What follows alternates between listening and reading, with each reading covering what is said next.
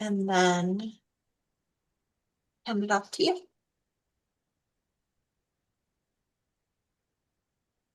Okay.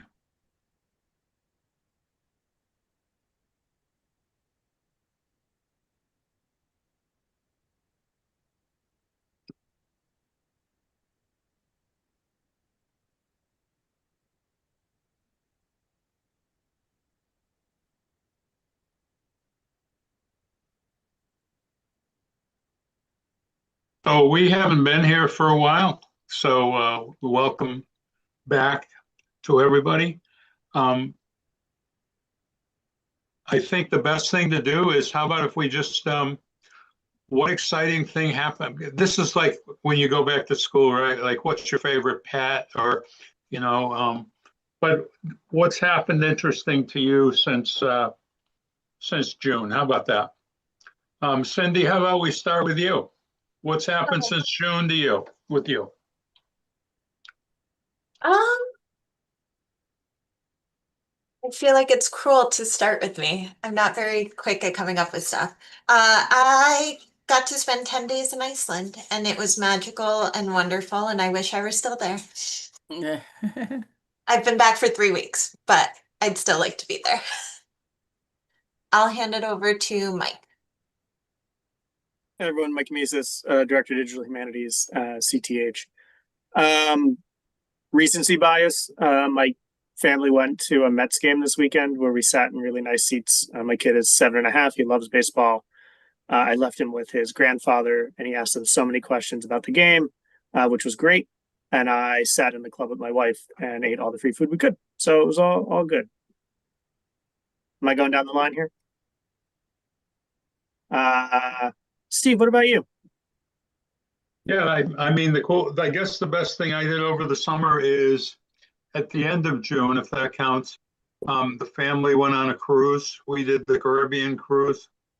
I'm the last human that should be on a cruise, but it wasn't bad. We enjoyed it. But you know what was kind of interesting to me is just the relaxing time.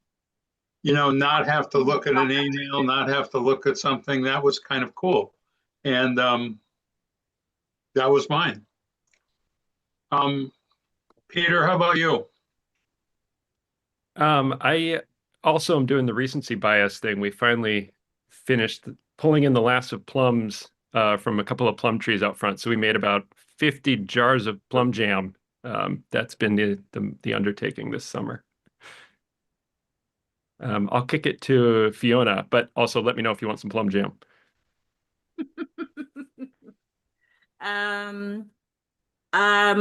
The most exciting thing this summer is my mother is a country music fanatic, and I am not. And I yielded to a surprise trip to go to the Country Music Hall of Fame and all the things, Dolly Parton, etc., etc. And I actually had a good time. So much so that I would go back again. And it was nice because my mom had no idea that we were coming. It was supposed to just be my sister and her. And we literally bumped into each other in the hotel when I was trying to surprise her, and she like screamed. It was great. It was great to be able to surprise her and try to take me along to be a country music fan.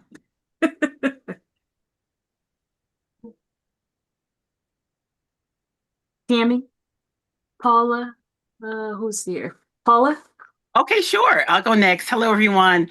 I think for me, perhaps the most exciting and rewarding is that I had an opportunity to go to 3 family reunions this summer.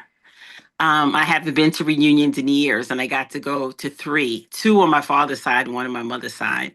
So just reconnecting with family. My mother's side is from Trinidad. My father's side is from the Carolinas, and just all of the culture and history was just all amazing. So for me, that was certainly a highlight.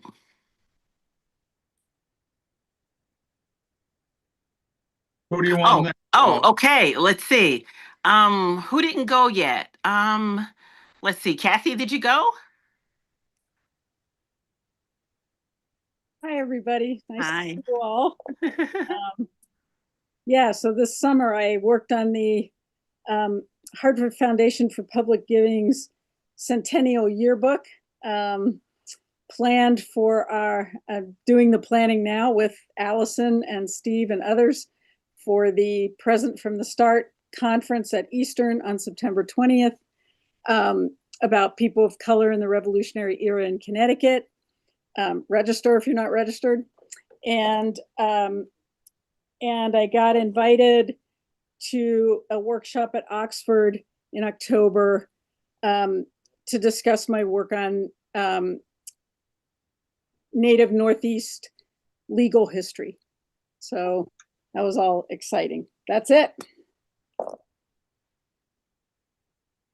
So did Ruth go yet? I came in here kind of late.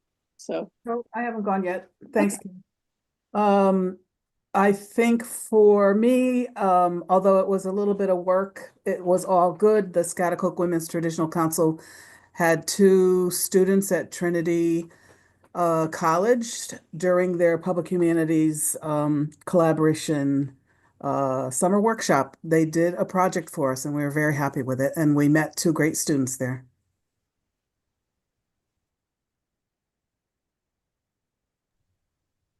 And I'm looking, Bilal.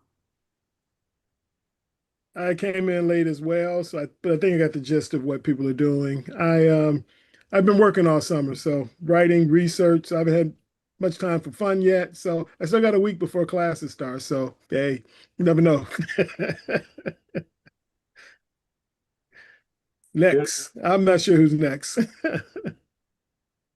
It hasn't been publicly announced yet, but I want to say Bilal will soon be announced as accepting a position in the Trump administration.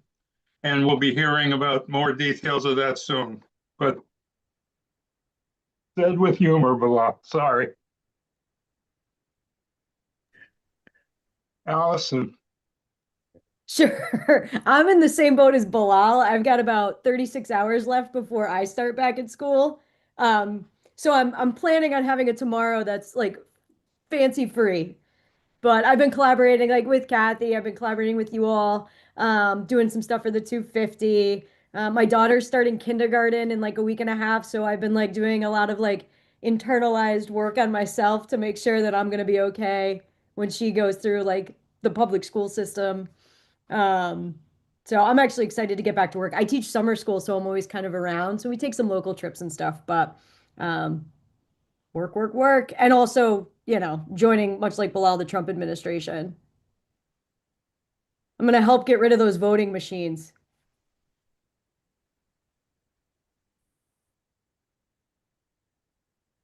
Who's next, Allison? Danielle, I think you have stuff to share, maybe, right? Are you there, Danielle? Yeah, I'm there.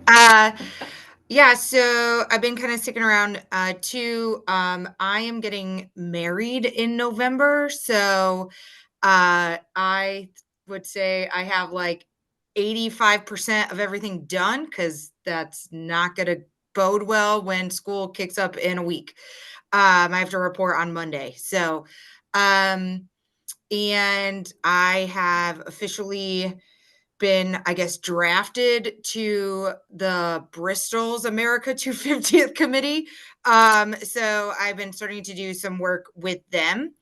And yeah, I ate a lot of cake on Saturday, a lot of cake, but we decided on one, so that's good. So let's see. Next is Megan.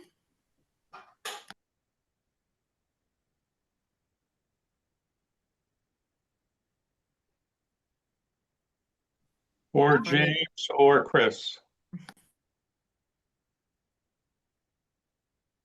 Hi, everybody. My name's James Dowling Healy. I've been watching a lot of these for a while. Haven't been able to join until today due to technical issues, but it's great to be with everybody. My school year also starts next week, so we're trying to get as much done as possible, and good luck to everybody. It's been a great summer for me. for the first time, which seemed really appropriate for this group. Really liked it. Can recommend it highly if you haven't had the chance to go. About 6 hours, so it's a bit of a drive commitment, but not impossible. And there's a lot to see. And while I was there, I got to see Eisenhower's house, which after he retired from the presidency, he lived there basically full time, which I was not aware was there ahead of time, and really liked it. And I also got to go to James Buchanan's house, which is about an hour away in Lancaster, maybe a little bit less than an hour. And then coming up, trying to get a few things in at the last minute. There's an event at Johnson Space Center. I'm excited about for their Mars analog. So it's essentially a fake Mars habitat. And they put some people who could qualify to be astronauts in there for about a year to see how they do. And then depending on how this hurricane deals with us, possibly get to see a rocket launch. Also for the first time for me at Cape Canaveral, although I'm suspicious whether that's actually going to happen or not. But and then back to class. Chris? But certainly Hey. not. Oh. Am I all set to go? Sorry. Hey. Hi, everybody. I'm Chris Newell. Good to see everybody. Exciting news from the summer is I got to take my kids and myself to our very first Savannah Bananas game at Fenway Park, which was actually amazing. If you don't like baseball, it doesn't matter. It's the greatest show in sports. It really, truly is. It was entertaining all the way to the very end. It's the first time I've ever seen Fenway Park fans stay all the way to the very end of the event. Yeah, the news to share. I got some actually really exciting stuff coming up for me. October 18th and October 20th, I'm going to be performing with Yo-Yo Ma in a concert I co-created called We Are Water. And then my book on the American Revolution for Scholastic is at the printer and will be out January 2026, called If You Lived During the American Revolution. Chris, who's the audience? Is it a kid's book or an adult book or it's a children's book. I'm sorry. Yeah, it's a children's picture book, but I really write it with, parents and teachers in mind because of the diverse perspectives that I put in it. So there's a lot of information there that you probably weren't taught, in your public school career unless you dug for it. Cindy, do we have anyone else? No. Bilal, I don't want to bore people, but Bilal, can you give us a 2-minute summary? I'm serious. I'm not joking now. On this thing about voting, what rights just very quickly, what rights does the federal government have over voting in states? 2 minutes? Wow. No, give us a little bit on that, if you wouldn't mind. I apologize. I mean, it's essentially the way our system works, the sort of mechanics of how our voting system works really is a state level responsibility. And it's even broken down further based on the number of cities or towns. And so in Connecticut, you have 169 towns, which essentially have their own sort of, responsibility for running the elections. I guess to the extent what the federal government does, and, look at, for example, the Voting Rights Act, there is a responsibility to protect the rights of citizens so that they can't be denied their right to vote, for example, on the basis of, say, race, or guaranteeing, like through the 19th Amendment, guaranteeing women the right to be able to vote. Eventually, indigenous people are also given, the right. And so I guess the real question is, there's a lot of federal dollars that go into states to support things like buying new equipment that states need for people to vote with.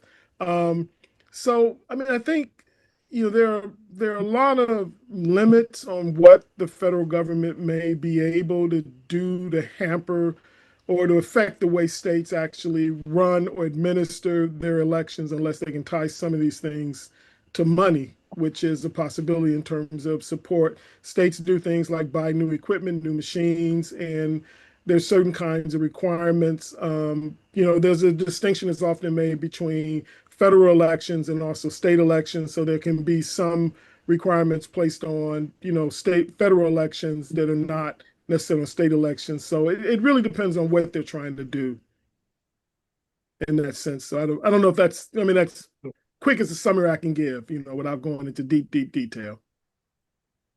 Is there a specific issue in mind that you have a question about, I guess? A state could choose to adopt any of that, correct? Can choose to adopt. If a state wanted to do paper ballots for the sake of argument, Yeah. So that the administration of elections at the state level. So when I first moved here to Connecticut, we were still using the big sort of machines and had the levers, and then we eventually got rid of that because nobody else manufactured those things. And so we were basically asking other states to go into their basement and give us parts to fix our machines here. And so states can, essentially you can do from Optiscan to, whatever in terms of what the process is. But there are certain rules about, obviously you have to run a fair election, and that I think will be tested, in the months to come as states are making decisions. But states make decisions about, what are the conditions for voter registration? What are the conditions in terms of polling places, the type of election system in place, whether you have things like early voting or no excuse absentee voting. All of those things are done at the state level. The federal government doesn't set the rules for that. Really, states have to adopt it. As you know, Connecticut recently has been making changes to, we're doing early voting, we're doing now no excuse absentee voting, and all of those things are done at the state level. Thank you. Yeah. All right, Cindy or Khalil or Mike, can you give us sort of a big picture view of where America is 250 now? What's the financials of America 250 now? And whatever else you would like to share for everybody. Yeah, I think we have a little bit of time later in the agenda to share some more specific updates for this subcommittee. But big I'm picture. just asking big picture here. Yeah. The commission has had its $100,000 allocation, or CTH has had its $100,000 allocation to administer the state commission renewed for this upcoming year. The last effort for major dollars from the federal government is in play right now. In the newest budget, there were $150 million allocated for 250th things around the country. And there is talk that there's a possibility that 50 million of that will be distributed to state and territorial commissions. It's being headed up largely by Rob Krett and the Connecticut Museum's federal lobbyist, along with AASLH, the American Association of State and Local History. And that is, we should have some more information in the fall. If we're lucky, we'll know by the end of the year and can kind of plan on it for 2026. But that is the only real opportunity for federal funding. In terms of state funding, there is going to be a special session this fall, and there is a possibility that the 250th might be one of the things discussed during that process. And then we are finally starting to hear from a lot of private funders who are interested in the 250th. It has trickled down to the point where the general consensus is that it's happening and now people are asking about it. So we are hopeful that we'll be able to share some results at our next meeting of some conversations that are taking place. So is that kind of big picture? Can I just ask Cindy one more thing? When I read about this at the national, are there like two commissions now that are both running it, or how is that working? So there is the White House Task Force 250 that is involved with some initiatives. There is the National America 250 Commission that is leading up some initiatives. Rachel and Jason were at a convening in Washington, D.C. in July. These two groups are collaborating on some things and coordinating efforts across the board. I think largely the White House Task Force 250 is looking at initiatives related to certain departments within the federal government, while the National Commission is doing a lot of large-scale public outreach. So we are hearing from both of them, and especially the White House Task Force is reaching out directly to state departments that have relationships with different federal departments and agencies. So that is creating a little less cohesive of an effort, because we are not all working together on it. But that said, we're hearing about a lot of it coming from the governor's office and trying to coordinate wherever we're able to.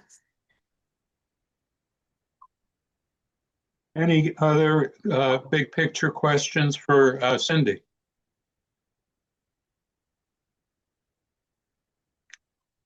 Cindy, the thought that there was a time that there'd be money that would be coming to the education subcommittee to pay us all to write lesson plans and to do all this, that is at this point hasn't come to fruition. And is that correct?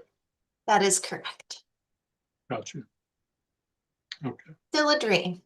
I refuse to stop dreaming. Good. Next question. Yeah. Next question real quickly, just about the sort of parallel efforts at the federal level. Is there anything that really sort of stands out as a difference between the two efforts, or is everything still trying, because the White House is only 6 months in, so 7 months in, so they're probably still trying to figure out some pieces of this, with the other group having a much longer head start. I mean, but are there things that you guys are seeing that sort of jumps out at you that may be a difference in terms of emphasis or priority? Yeah, I think I'll say quite a bit of the staff that we've worked with has changed over. Not everyone. And then otherwise, there are some projects that were initially announced that we're hearing less about these days. I have heard rumors, but nothing confirmed, that America's Field Trip will not be coming back next year. But it has been largely additive. Does that answer your question?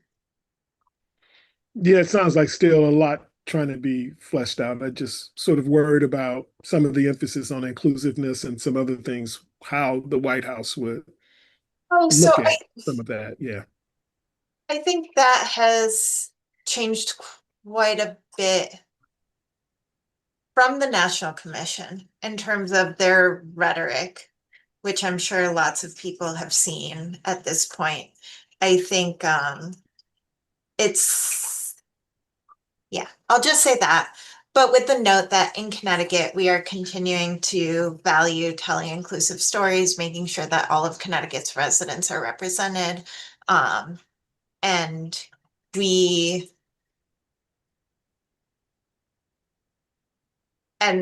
generally at Connecticut Humanities, we continue to value that and see no reason that that is going to cause any issues for the time being.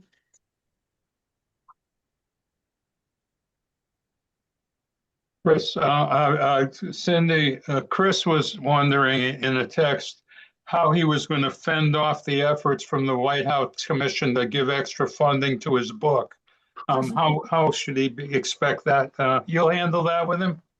Yes, exactly. All right, where we are right now And remember, we're still got some, there's still time to develop activities. But I think what, Cindy, am I correct? You'd like, and I don't know who's going to do this, but to share some of the educational materials that you find folks have created? And are you going to do that, or is Mike going to do that, or how are we going to do this? I'll let Mike start, but wherever you need me to chime in, I'm happy to help. Great. Hi, everyone. I have to leave in a few minutes. I am going to my son's first hockey practice as his coach. So I have to leave at 4 to go get all my stuff and yell at 40 kids for an hour and a half, which will be great. So I'll be quick, and then I will hand it off to Khalil to fill in any of the gaps. So for those of you who have been here before or have been here regularly, our education manager, Misa Giroux, is out on leave for good reasons. She just had a baby 2.5 weeks ago. I saw her yesterday and got to meet the baby, and it's very cute, and everyone's doing well. So she will be back, hopefully, the beginning of November. She is the one that did a lot of work on the resources. Thanks for sharing that, Cindy. So I can give kind of just an overview. Again, I'm not the content expert.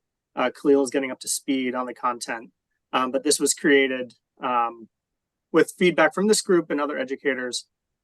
So originally, she presented with Steve a couple weeks ago, maybe a month ago now at this point, to talk about the resource packet, to talk about how it's structured and how it's used. There are lessons for third, fifth, eighth, and high school that she created. They're all about one specific topic that really align with the grade level in terms of the standards and what they should be covering, and they all have activities associated with them. It's a new way for us to kind of present this information. It's not just, if you know Connecticut Humanities, you might know about Teach It lesson plans, right? They're incorporated into this.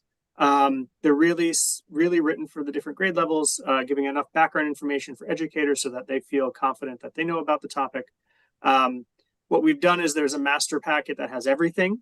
It's like 65 pages long. It's got all the lesson plans, all the resources, information about the commission.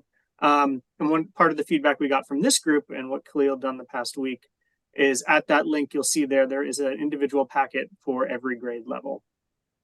So if there's a teacher that's in a specific grade, they want to grab this content, they can download it. It's in multiple formats right now. It's in PDF.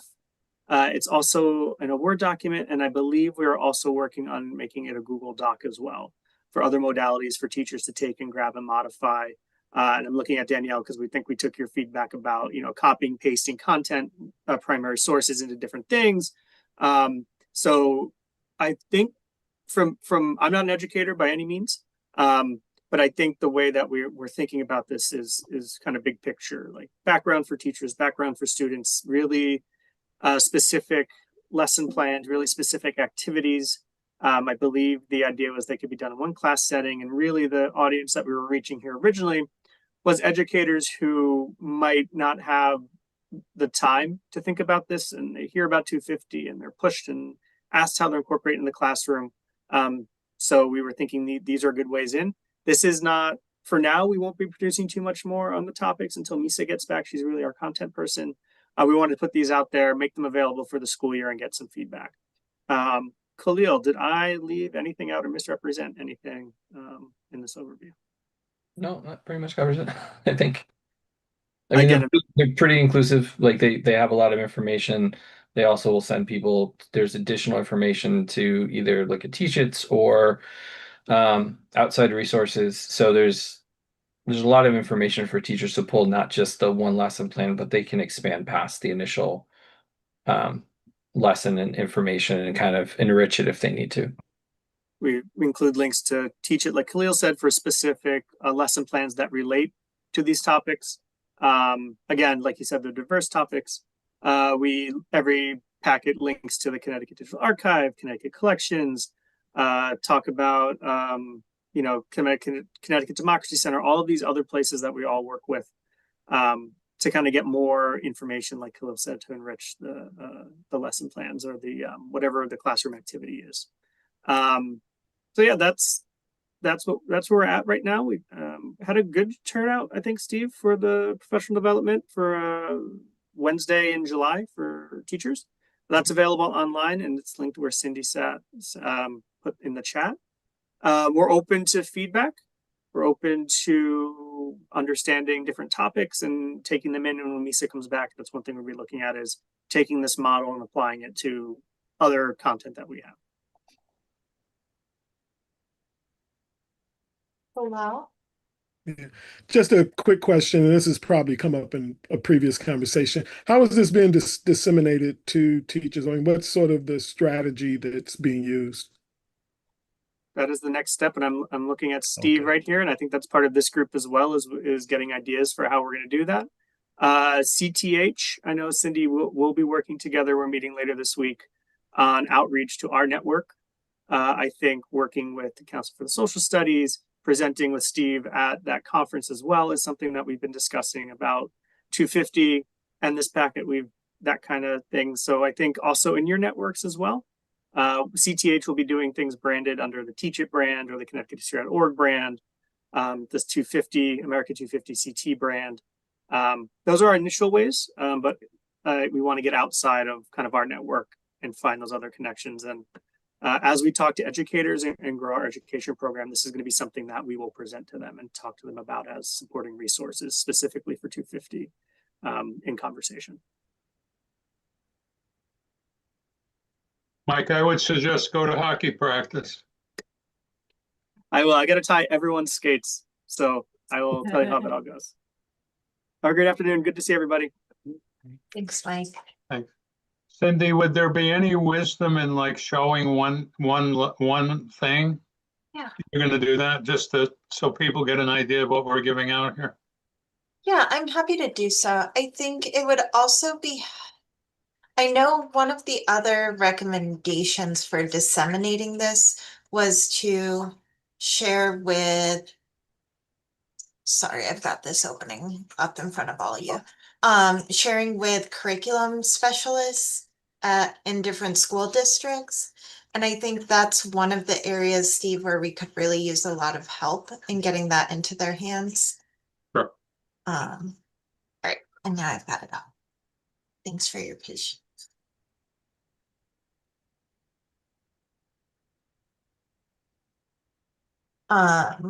So I'm sharing the full packet. These are then split up so that there is one packet for each of the grade levels, but there is some basic information about the commission, a page that shares out how to use this packet and what the 4 lessons that have been developed are. And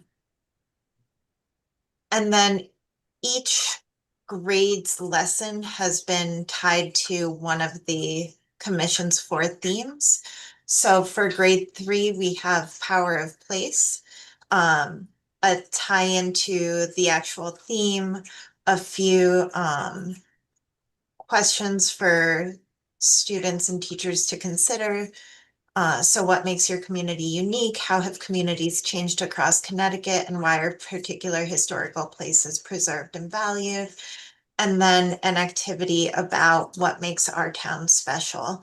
And so this is the grade 3 lesson. From there, for each of these lessons, we have a note on grade level, time allotment, specific learning objectives, what the key standards are that connect to this lesson, and then any materials that a teacher might need,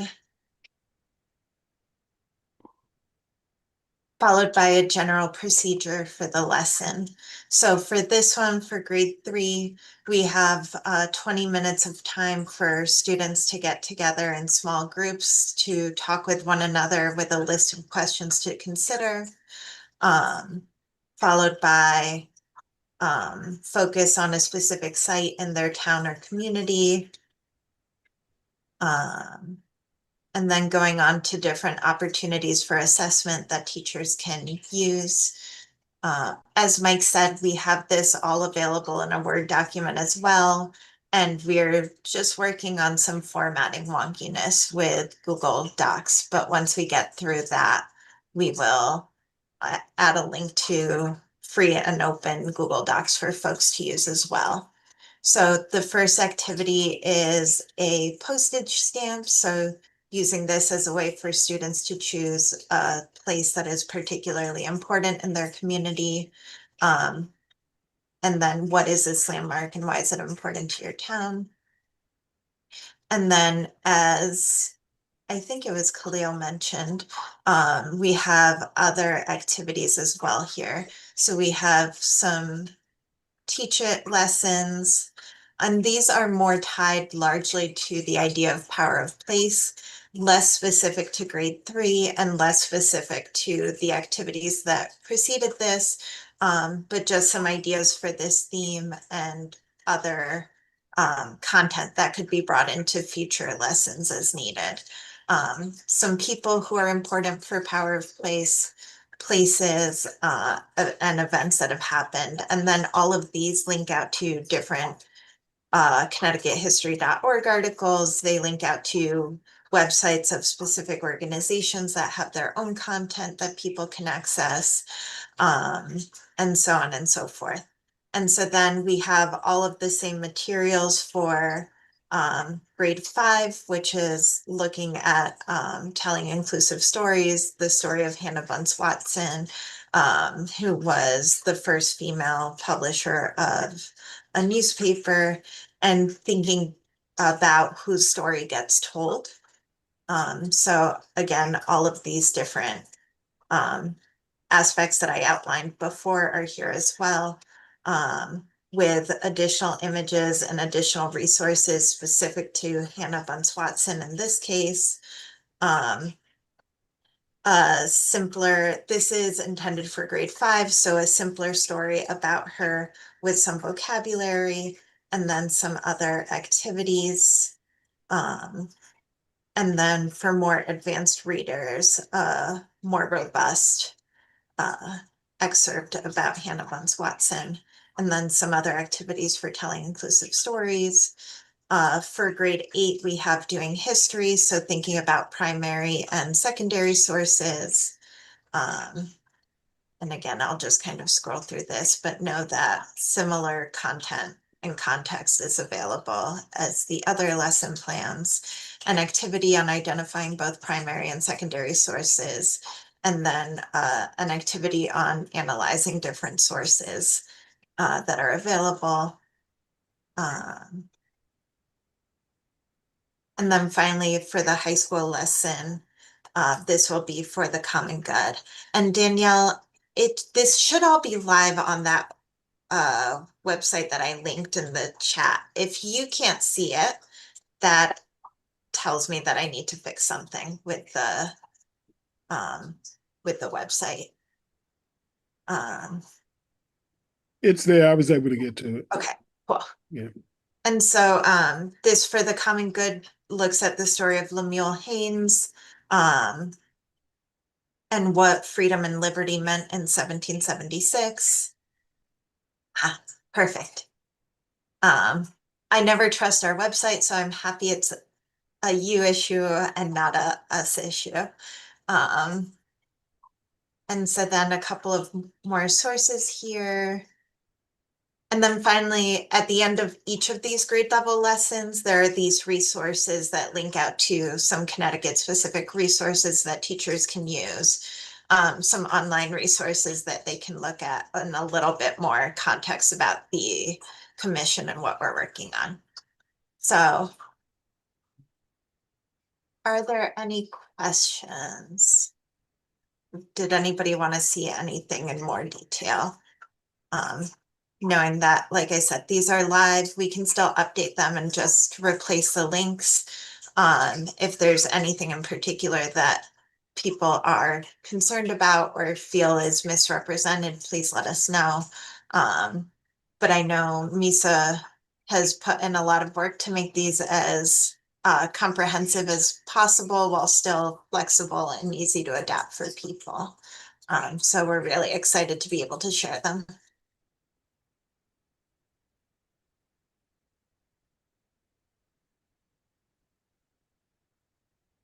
Questions?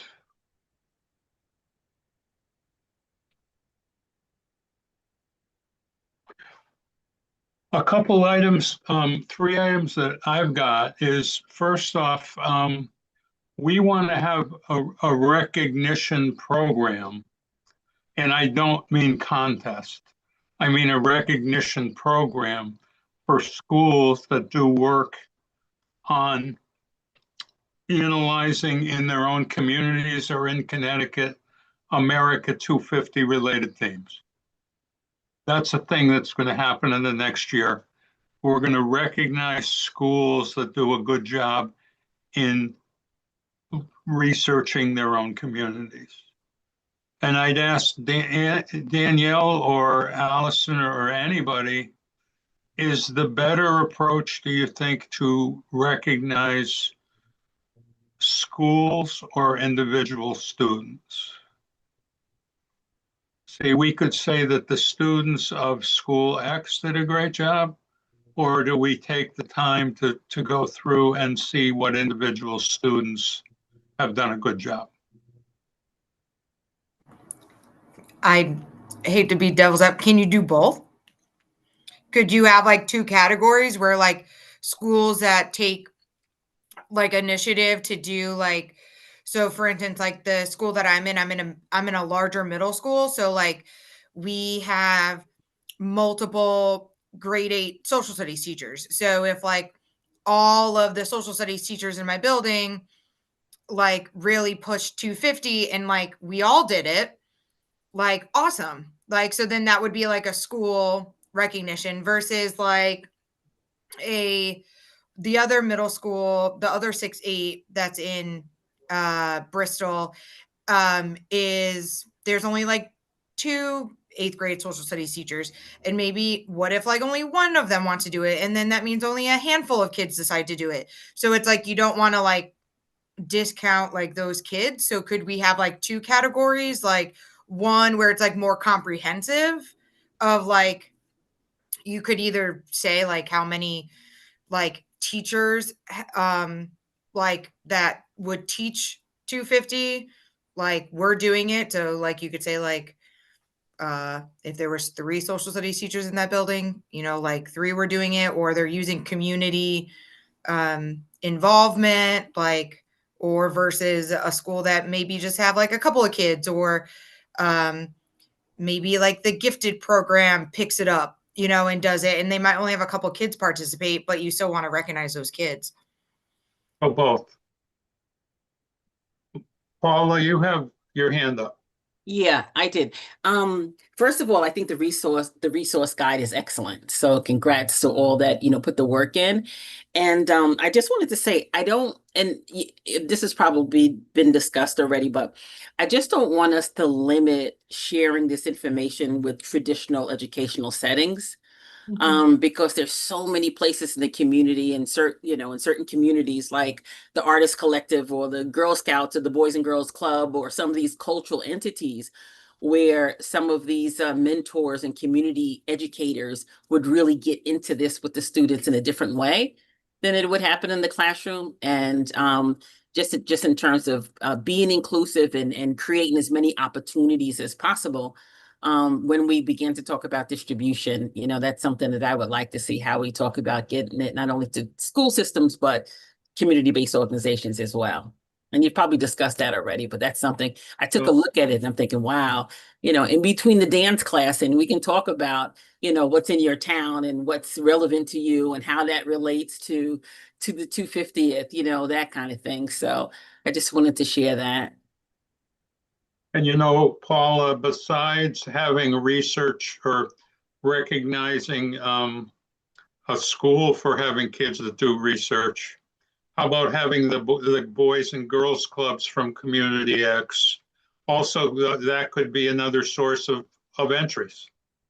I think that's excellent, Steve, because there's a lot of, as you all know, a lot of community-based organizations that are working with children. Some of the children are really having a hard time. They could be children at risk, but they engage them in a way where history becomes a motivator for them, especially when they're learning inclusive history that includes people like them in their own communities, when we think about the power of place, and the rest of it. So I would think it's an excellent idea to look at the community-based organizations that are taking this information and sharing it with students. Danielle brings up in the chat, Boy Scouts and Girl Scout organizations would be a place to go as well. Yeah, and also like boys and girls clubs in a lot of the towns, they do after school care. And so part of that after school care component is they have to do some kind of schoolwork. So it's like homework or some kind of like academic part before like all the fun. So like if there's a way, or if there's a, I know that boys and girls clubs are like regionalized, but we could get this information to them too, and it's already like preset. It might be a really good resource for them, that they could do some of the kind of like more fun activities like with the kids, as like, even if it's just like a backup thing for them. Because I have students that go to the Bristol Boys and Girls Club after school, and they always tell me, oh yeah, I have to get my homework done before I'm allowed to go play basketball. And I'm like, oh, okay, well, what if you don't have homework? Oh, I still have to read, or oh, I have to do something. So they make a lot of them have those kinds of, academic components too. So it would be a shot reaching out to the different regional directors. But that's a really awesome point. I didn't even think about that. And I just wanted to add, you said they do the work and then they have fun. Some of these youth focused organizations, they use disguised learning. So learning becomes fun because it becomes a game and it's connected to arts or drumming or sports or whatever, and that kind of thing. And I think that's what helps to get the kids involved, because they're having fun while they're learning, right? So I just to throw that out. Yeah. And I will say, I think that also makes a case for um, recognizing students, because I think it gets a lot easier to recognize students in that scenario instead of schools, if we're encouraging non-schools to participate. This might be completely out there, but it just kind of putting together everything everybody's saying, community organizations, K-12 public schools, trying to foster civic engagement. I mean, could you create conceivably as an extension of this, like a student ambassador program? Like you could designate 250 ambassadors, because it seems to me, like to Paula's point, there's almost like a gap between some of the community organizations and the public schools, right? Like Danielle, you send your kids to an after school program at the end of the day, but like you have probably no engagement with anybody who's staffing that after school program and vice versa. But the students are between both spaces. So I also, Cindy, wonder if there's an opportunity, even in just the way that it's branded to students, and forward facing and empowering, instead of just saying, oh, you did the work and you follow the rules, of actually giving them a more active title of like, you have earned this place of ambassador, where you're out in the community and you're promoting civic engagement and you're embodying the values of the 250 in ways that are tangible, and you're bringing that into your community. I wonder if there's something to work with there, because I'd hate for these things to be siloed as well. And I might be crazy. This could be the impending going back to school in 36 hours part of my brain talking. So please excuse me if I'm off the rails here. Allison, I would say this enthusiastically, if you'd like to organize the ambassador I'd actually be happy to, if there was, I would be the statewide ambassador program. I would be honored if you do that. I'd be happy to. I mean, if anybody would be interested in talking logistics at CTH, I'd be more than happy to try to put a proposal together to do something like that. I mean, it couldn't be huge, but maybe there's an ambassador for each county or something at that level, and maybe that's an extension program. I mean, if anybody wants to collaborate, or if it's something of value to CTH, Cindy, I'd be more than happy to discuss it with you, outside the context of this meeting. The other thing, I need some advice from you folks to see if you think this is a worthwhile endeavor. Some have said, and I bought into it some, that we should encourage students and local historical societies in towns that are already creating activities to join together, to have students helping at the local communities. They could get engaged in what the local communities are doing. Is that a realistic thing to work on? because I would guess that to do it at the school, I won't comment. Is that a worthwhile thing to spend time on? To I try I think to try to get, you see what I'm saying? The students in school X that are interested, hook them up with the people developing the America 250 activities in the town activity and have them work together. Danielle, what do you got? I think that, so like for instance, like I now have, I'm now on like Bristol's 250th committee, and like they were planning some events and they were asking me like how do we get like more kids, right, to like come to these things, and we want to get the schools involved, and they did some field trips last year. And I think it's great if it's coming from the committee, like the local committee, if they're reaching out to the schools and they're doing those kinds of things. But from like our statewide perspective, it's a lot. And a lot of districts right now, school wise, they're facing a lot of cuts. And things have been like side things have been taken away, or things have been redone because like money has been reallocated or changed in public education especially. So I think it's, especially for this year, it is very difficult for public, I can just speak for public school, right? Public school teachers and kids to then go out into those like communities in those activities, because sometimes teachers are feeling like, oh, there's another thing that we have to do. We're not getting compensated for it.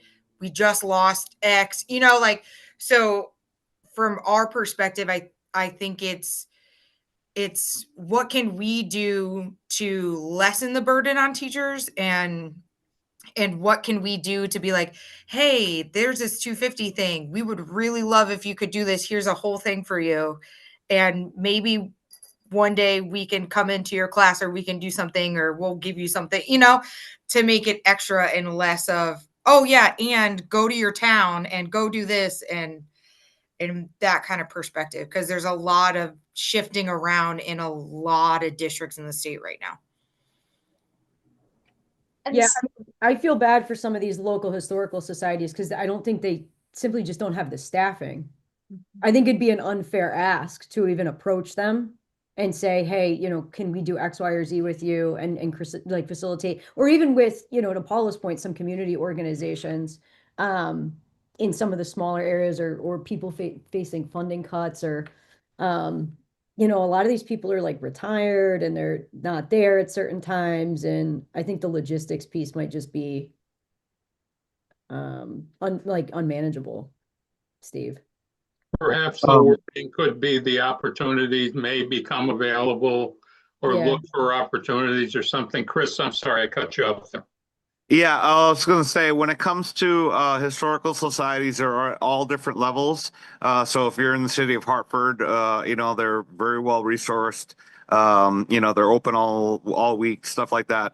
Whereas small towns, it's a much different story. But there is a vehicle that this committee could go through, to see, because some of those historical societies, those smaller museums, would be looking for content like this. And that is the former CLHO, which was the Connecticut League of Historical Organizations. That was all historical societies previously. It's now the Connecticut League of Museums, because they've expanded to just museums in general, but still they're connected with those historical societies. So if you get a hold of Amherst at CLM, there is a way to kind of feel out, or see if there are historical organizations that would like this content, and they can then take advantage of it. And I'm wondering, Chris, if there might be somebody at some historical societies that would appreciate just seeing the packet that Cindy just showed us. Yes, absolutely. They could see the type of activities that kids are doing. Yeah, because some of them want to create materials but can't, and would, to have something like that available to them, which localizes the history, because they're researching their own town in the material, and things like that. I mean, I think would work with some of those smaller organizations. So they may want it. Got it. So how about if we, Steve? Yeah, yeah, no. Yeah. Oh, I just wanted to, I hear, the concern about overburdening, teachers, but I don't want to dismiss the idea, out of hand because I know of several initiatives where, like, so for example, the Bloomfield, the Wintonbury Historical Society, which is the name of the historical society in Bloomfield. I know this because I'm the one writing the exhibition, is premiering an exhibition that's all about their town. And it premieres on the 26th of September at their town, sort of their leisure center. And the leisure center is open very early in the morning to late in the evening. But although the teachers might not want to take on the responsibility of taking students to the exhibit is also available as a PDF document that the teachers can integrate in their classroom. And the entire theme of the exhibition is built around power of place and inclusiveness. All the themes, it was very much inspired by America 250 because it's supposed to be their America 250 project. And it's very easy to engage the exhibition by sending out the panels as a PDF, so that the teachers can have access to it. And everyone in the exhibition is from Bloomfield or currently lives in Bloomfield, and it looks at West Indians and African Americans and folks of Jewish heritage in Bloomfield and asks that fundamental question about what's the history of the town and why does it look the way that it looks, demographically, and who are the people who've made history in that town. And it's everyone from the usual suspects who've run for office to, performance artists and other kinds of visual artists to homeowners. And so it's very much there are things like that going on in other places that I think would be very easy for the teachers to plug into without them necessarily having to leave the classroom. So I just wanted to mention that, and I'm happy to, sort of provide a list of the projects that I know about. I think it should be remembered that there are districts right now that are working with students. There are historical societies, as Fiona speaks, and there's 5 or 6 that I know right now that are working with students. So we'll encourage that, but perhaps in a general way. Look. Bilal has his hand raised, Steve. What's that? Yeah, I think Steve just sort of summarized. I mean, I just think sometimes given the capacity that we have, it just makes sense sometimes to just make those kinds of suggestions. And the communities that have the capacity to do that will do it. But we should encourage, and the schools may already have, especially for like some high schools that may already do internships and other things of engaging students in the community. And this is yet another thing that they can engage students in. And that may be about as best we can do with this. Mm-hmm. What I'll say very quickly is that we are hoping to create a really easy list of ways that local committees can work with students and ways that historical societies can get involved with the work that students are doing. So I think for local committees, asking them to create a list of local stories that they know of to share with their teachers. They're looking for ways to get involved, and this feels like something that they can easily do and share and make things easier for teachers, not harder. Encouraging them to create a local prize or recognition event where they can honor the work that teachers and students in their communities are doing, and then just talking to students and teachers that they know to encourage them to participate. So some really simple things that don't require going above and beyond, but hopefully will share their knowledge with others. And then similarly with historical societies, creating a list of objects or archival materials that might be inspiring for students and tie into the four themes. That is the big thing that we would be adding. Connecting with their local 250th committee if they haven't already. And then if they have the capacity, doing some kind of doing history public event day or field trip, depending on whether they're able to. So we're at a spot where we have resources to share with students. We're going to have a recognition program for students in schools and in other organizations. And we're going to, in a perhaps general way, encourage school and historical society partnership. With limited money, well, I will say with no money, does anyone have any other ideas of beyond that what we can do? Yeah. Just, really quick, two quick comments. One, about the recognition, to really think through how you can do that in a way that will not be too labor intensive in terms of collecting the information. So I think putting some thought into what that looks like in terms of what you're collecting and how you will actually do the recognition in that sense. As far as the sort of collaboration among schools and like historical societies, I think there's collaboration in the sense of students like volunteering and working, but then I think also they may be thinking about how do we bring students into our space, which is a different kind of question. And I think something that you think about differently about those connections. And I think those are two separate issues.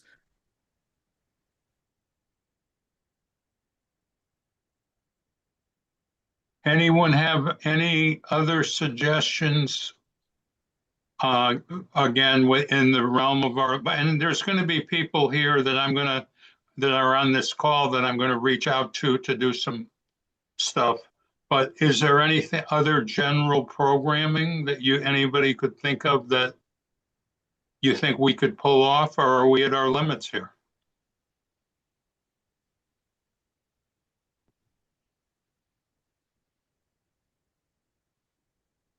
I'm actually wondering if I think with what we've got, I think we're about where we can be. So, Cindy, you were going to share some other materials that you wanted to share. By the way, I forgot to mention in my initial thing about what we did this summer. I made the foolish decision to run for Board of Education in the town of South Windsor. So that's my I think that's going to be my fall activity coming up. And some of you may be Does that getting. mean you won, Steve? Is that what you're trying to say? No, I'm running. But You're running. Okay, so it's not for a special. Some of you may get a little note from me. Hey, it's good to talk to you. It takes money. No, I'm kidding. But I would be crushed, by the way. If this is South Windsor, each party puts up 5 people, and there's 9 people get it, and 1 person doesn't get it. I would be crushed, but you never know, right? Cindy, what do you got? Yeah, so I linked out to a lot of this in the agenda, but just a quick FYI for everybody. iCivics has been developing some 250th materials that should be coming out if they haven't already any day now. And those are going to cover kind of the founding period of United States history and some materials that teachers teaching civics can use. The Ken Burns documentary is coming out this November. I believe it is the week before Thanksgiving, and it is a 250th Revolutionary War documentary in 6 parts that are each 2 hours. Connecticut Public is planning some events to launch that. I am not sure as of right now if they have included some education resources, but I do know that the National PBS has developed some to go along with this. So those will be being released in conjunction with the documentary. The White House has developed a founders museum, and it includes like biographies of first ladies and some of the original presidents and founding fathers, along with some AI developed moving portraits. So all of the materials that they used for that are available to the public. COSI has developed a 250th related STEM learning lunchbox kit.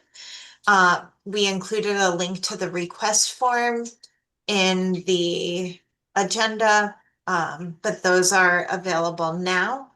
And these are all things that were shared with Rachel and Jason at the national convening, which is why we wanted to make sure to get them into your hands.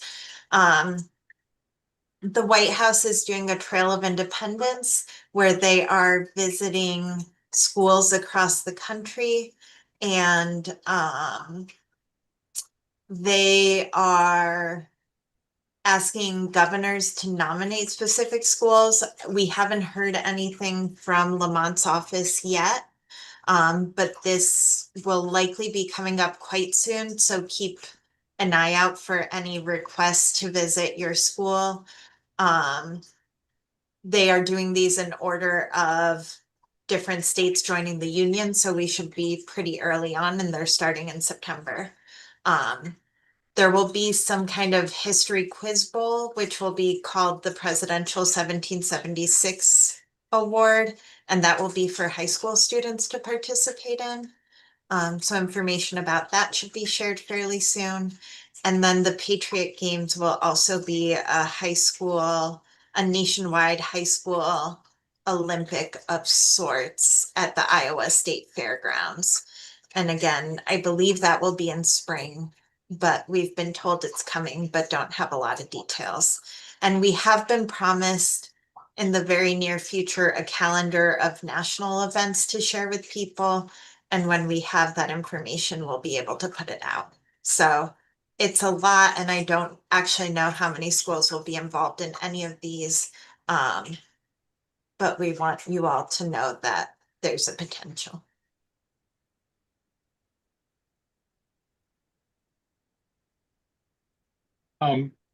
If anybody has ideas, you could forward them to Cindy, and then Cindy, you could let me know if ideas come in. Yep. And if you have any ideas on like next steps on things we could be doing or something like that, please share with us. And we're going to be presenting at the Connecticut Council for the Social Studies Conference in October. And we're going to be asking folks to be part of that presentation. So stay tuned on that as well. You know what date that is exactly? Give me 2 seconds and I'll get it for you. Cindy, could you talk for a minute? It's Friday, October 17th. There you go.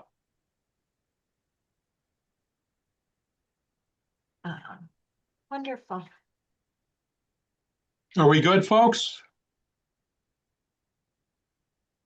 Thanks for your time. Thank you. Thanks, everybody.